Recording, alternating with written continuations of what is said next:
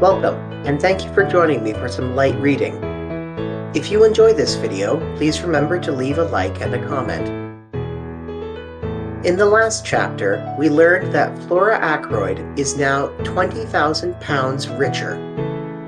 £20,000 in 1926, when adjusted for inflation, is just shy of £98,000 today, or $1.2 million. She is, understandably, excited. What else was bequeathed to the rest of the Ackroyd household? Could the murderer have been motivated by an inheritance? Chapter 10. The Parlor Maid. We found Mrs. Ackroyd in the hall. With her was a small, dried-up little man, with an aggressive chin and sharp gray eyes, and "lawyer" written all over him. "Mr. Hammond is staying to lunch with us," said Mrs. Ackroyd. "You know Major Blunt, Mr. Hammond, and dear Dr. Shepherd, also a close friend of poor Roger's. And let me see." She paused, surveying Hercule Poirot in some perplexity. "This is Mr. Poirot, Mother," said Flora. "I told you about him this morning." "Oh, yes," said Mrs. Ackroyd vaguely. "Of course, my dear, of course. He is to find Ralph, is he not?" "He is to find who killed Uncle," said Flora. "Oh, my dear!" cried her mother. "Please! My poor nerves! I'm a wreck this morning, a positive wreck. Such a dreadful thing to happen. I can't help feeling that it must have been an accident of some kind. Roger was so fond of handling queer curios. He must have slipped or something." This theory was received in polite silence. I saw Poirot edge up to the lawyer and speak to him in a confidential undertone. They moved aside into the embrasure of the window. I joined them, then hesitated. "Perhaps I'm intruding," I said. "Not at all," cried Poirot heartily. "You and I, Monsieur le Docteur, we investigate this affair side by side. Without you I should be lost. I desire a little information from the good Monsieur Hammond." "You're acting on behalf of Captain Ralph Patten, I understand," said the lawyer cautiously. Poirot shook his head. "Not so. I am acting in the interests of justice. Miss Ackroyd has asked me to investigate the death of her uncle." Mr. Hammond seemed slightly taken aback. "I cannot seriously believe that Captain Patten can be concerned in this crime," he said. "However strong the circumstantial evidence against him may be, the mere fact that he was hard-pressed for money—" "Was he hard-pressed for money?" interpolated Poirot quickly. "It was a chronic condition with Ralph Patten," he said dryly. "Money went through his hands like water. He was always applying to his stepfather." "Had he done so of late? During the last year, for instance?" "I cannot say. Mr. Ackroyd did not mention the fact to me." "I comprehend, Monsieur Hammond. I take it that you are acquainted with the provisions of Monsieur Ackroyd's will?" "Certainly. That is my principal business here today." "Then, seeing that I am acting for Miss Ackroyd, you will not object to telling me the terms of that will?" "They are quite simple. Shorn of legal phraseology, and after paying certain legacies and bequests—" "Such as—" interrupted Poirot. Mr. Hammond seemed a little surprised.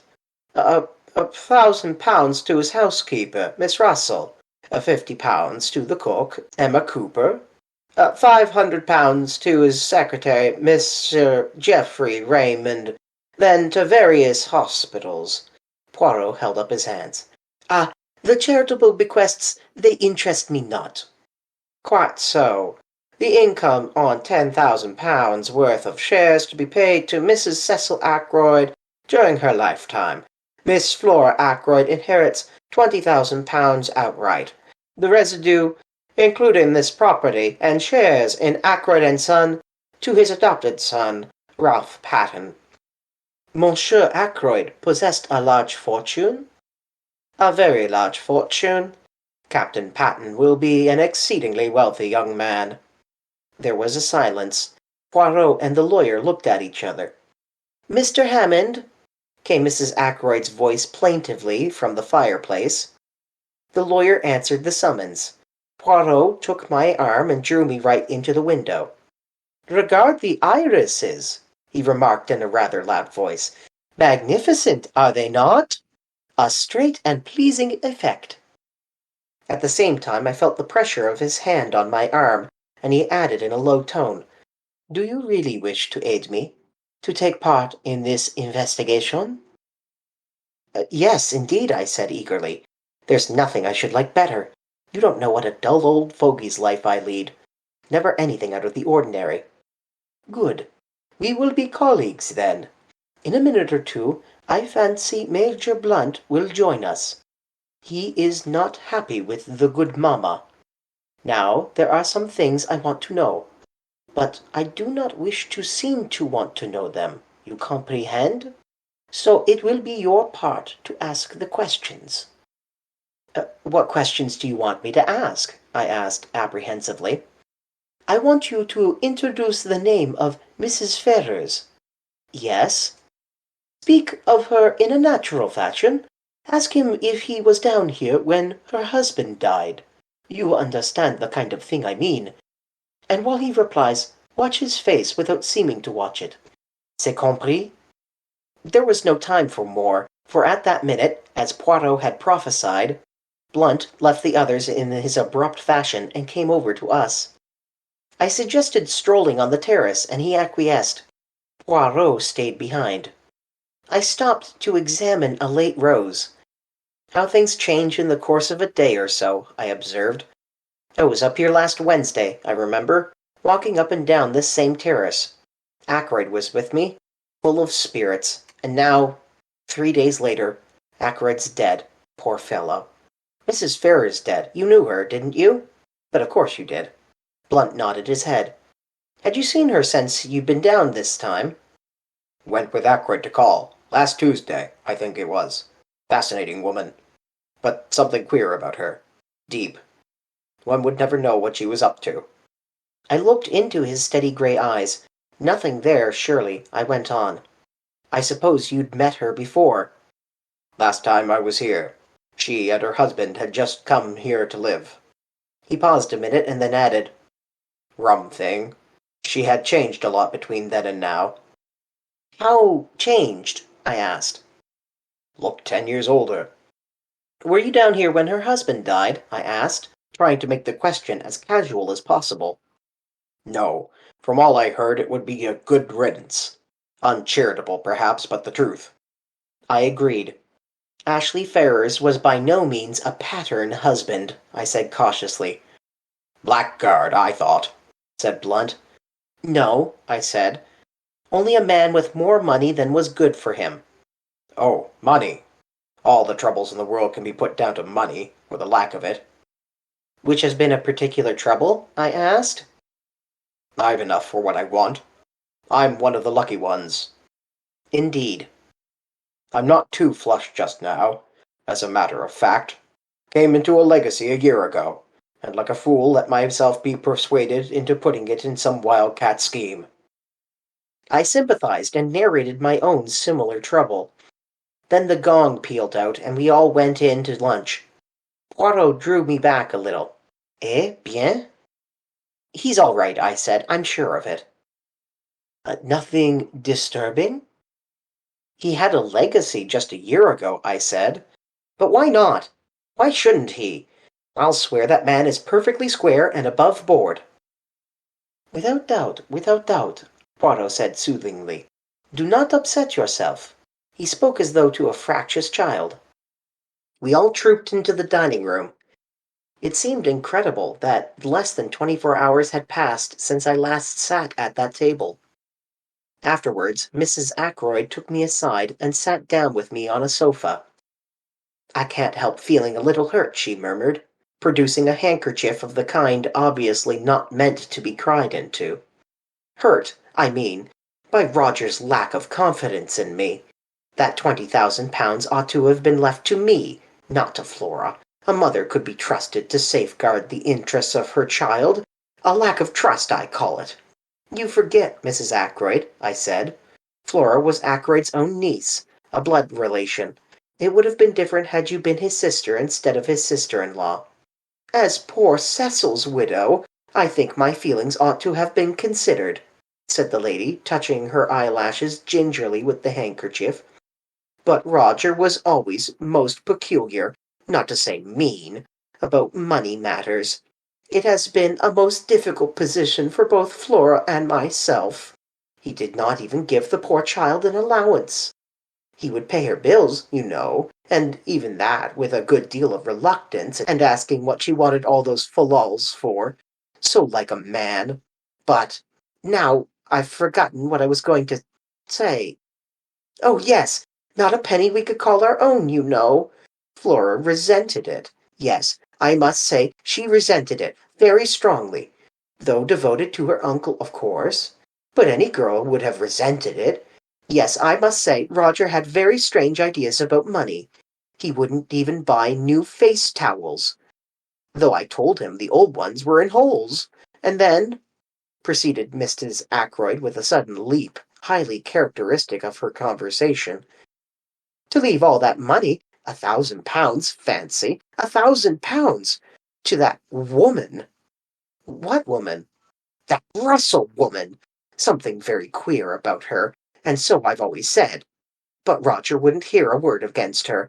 Said she was a woman of great force of character, and that he admired and respected her.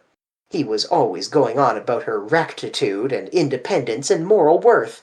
I think there's something fishy about her. She was certainly doing her best to marry Roger, but I soon put a stop to that. She's always hated me. Naturally, I saw through her. I began to wonder if there was any chance of stemming Mrs. Ackroyd's eloquence and getting away. Mr. Hammond provided the necessary diversion by coming up to say good-bye. I seized my chance and rose also. About the inquest, I said, where would you prefer it to be held, here or at the Three Boars? Mrs. Ackroyd stared at me with a dropped jaw. The inquest? She asked, the picture of consternation. But surely there won't have to be an inquest. Mr. Hammond gave a dry little cough and murmured, Inevitable, under the circumstances, in two short little barks. But surely Dr. Shepherd can arrange. There are limits to my power of arrangement, I said dryly. If his death was an accident— He was murdered, Mrs. Ackroyd, I said brutally. She gave a little cry. No! Theory of accident will hold water for a minute. Mrs. Ackroyd looked at me in distress. I had no patience with what I thought was her silly fear of unpleasantness. If there's an inquest, I shan't have to answer questions and all that, shall I? She asked. I don't know what will be necessary, I answered. I imagine Mr. Raymond will take the brunt of it off you. He knows all the circumstances, and can give formal evidence of identification. The lawyer assented with a little bow. I really don't think there's anything to dread, Mrs. Ackroyd, he said. You will be spared all unpleasantness. Now, as to the question of money, have you all you need for the present, I mean? He added, as she looked at him inquiringly. Ready money. Cash, you know. If not, I can arrange to let you have whatever you require. Oh, that ought to be all right, said Raymond, who was standing by. Mr. Ackroyd cashed a cheque for £100 yesterday. Yes, for wages and other expenses due today. At the moment it is still intact. But where is this money? In his desk? No, he always kept the cash in his bedroom. In an old collar box, to be accurate. Funny idea, wasn't it? I think, said the lawyer, we ought to make sure the money is there before I leave.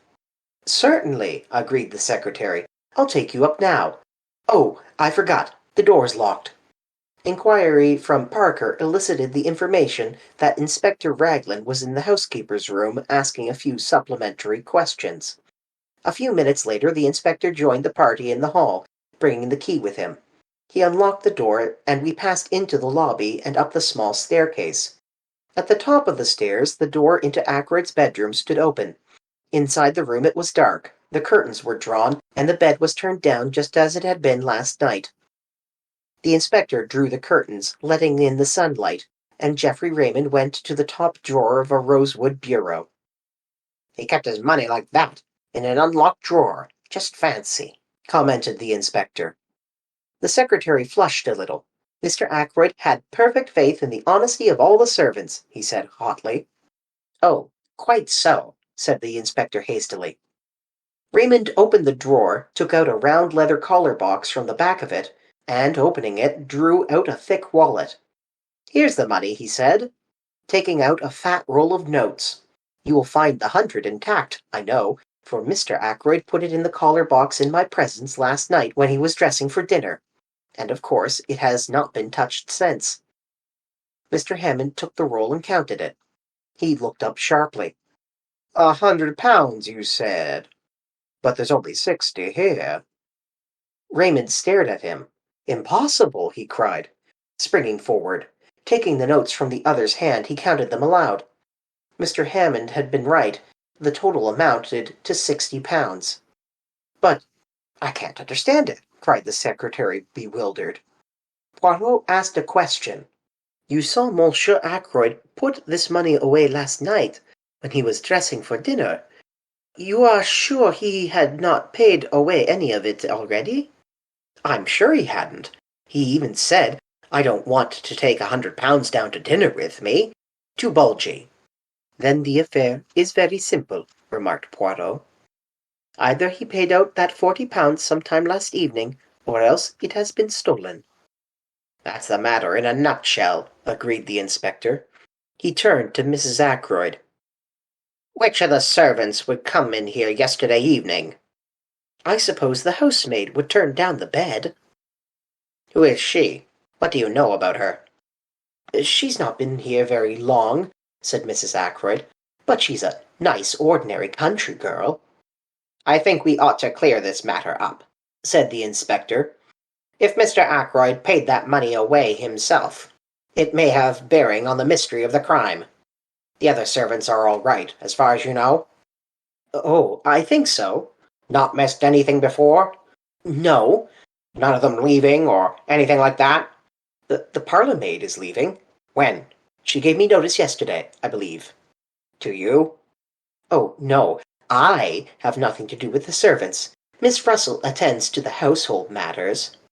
The inspector remained lost in thought for a minute or two. Then he nodded his head and remarked, "I think I'd better have a word with Miss Russell, and I'll see that girl Dale as well." Poirot and I accompanied him to the housekeeper's room. Miss Russell received us with her usual sang-froid. Elsie Dale had been at Fernley 5 months. A nice girl, quick at her duties, and most respectable. Good references. The last girl in the world to take anything not belonging to her.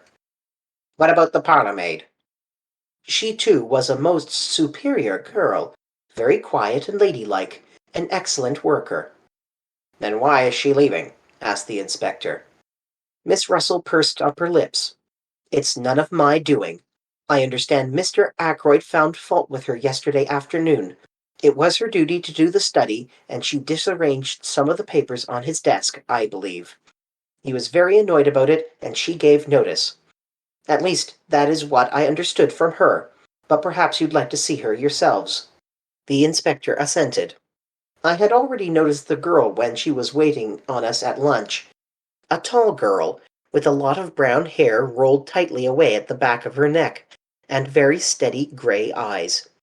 She came in to answer the housekeeper's summons, and stood very straight with those same grey eyes fixed on us. "You are Ursula Bourne?" asked the inspector. "Yes, sir." "I understand you're leaving." "Yes, sir." "Why is that?"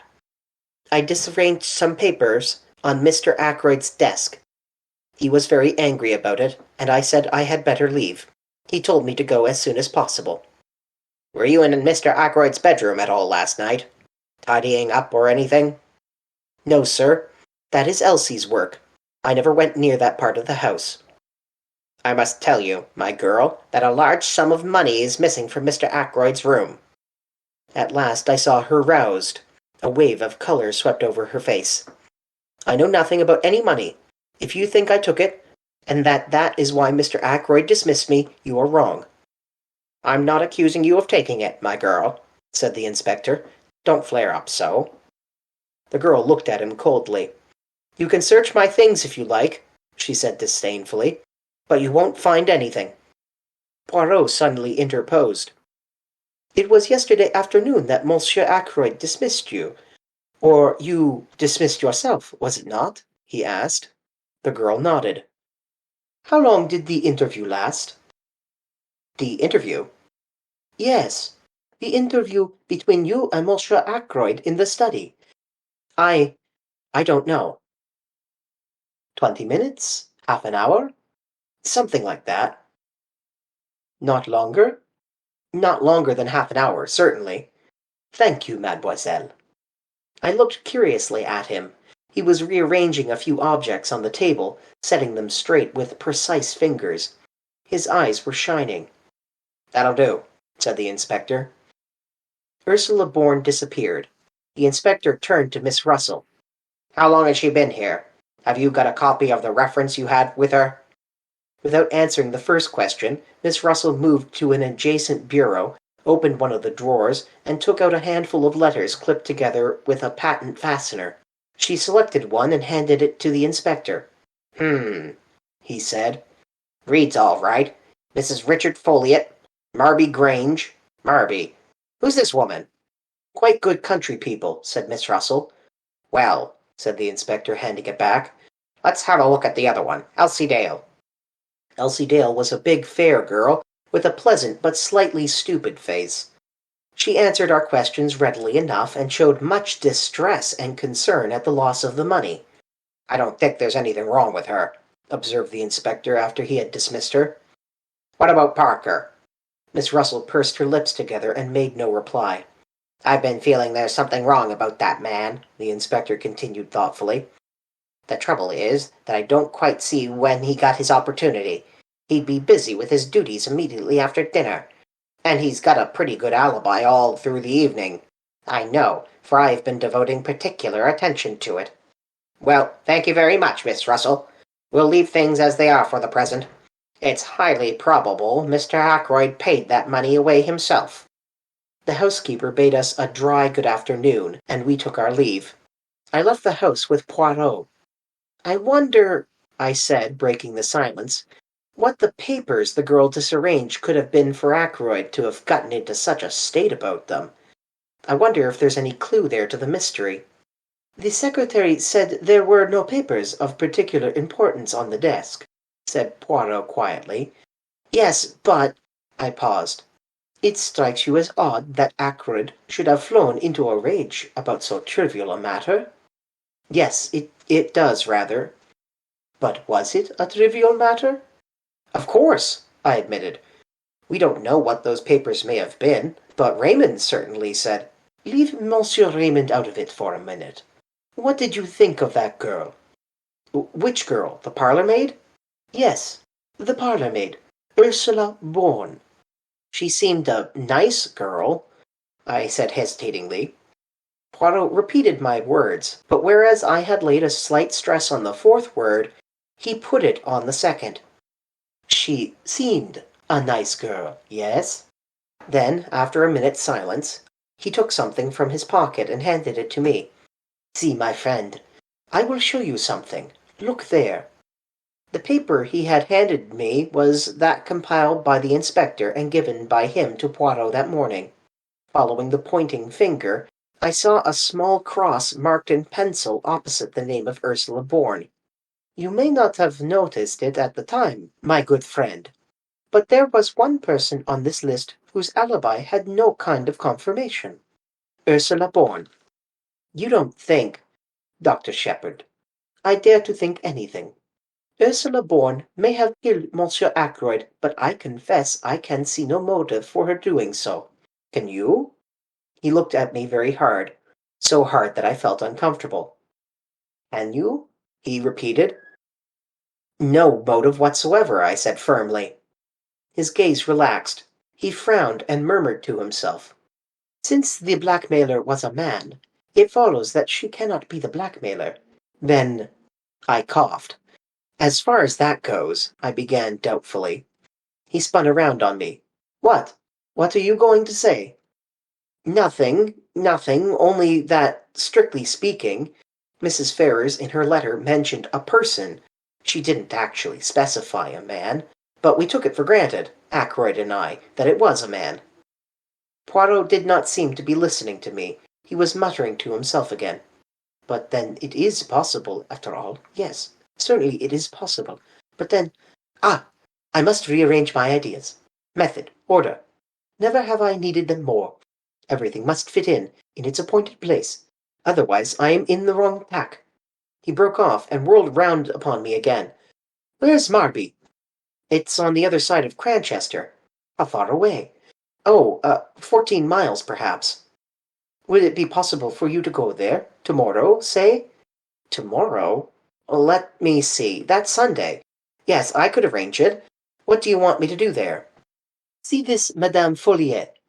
Find out all you can about Ursula Bourne. Very well, but I don't much care for the job. It is not the time to make difficulties. A man's life may hang on this. Poor Ralph, I said with a sigh. You believe him to be innocent, though? Poirot looked at me gravely. Do you want to know the truth? Of course. Then you shall have it, my friend. Everything points to the assumption that he is guilty. What? I exclaimed. Poirot nodded. Yes, that stupid inspector, for he is stupid, has everything pointing his way.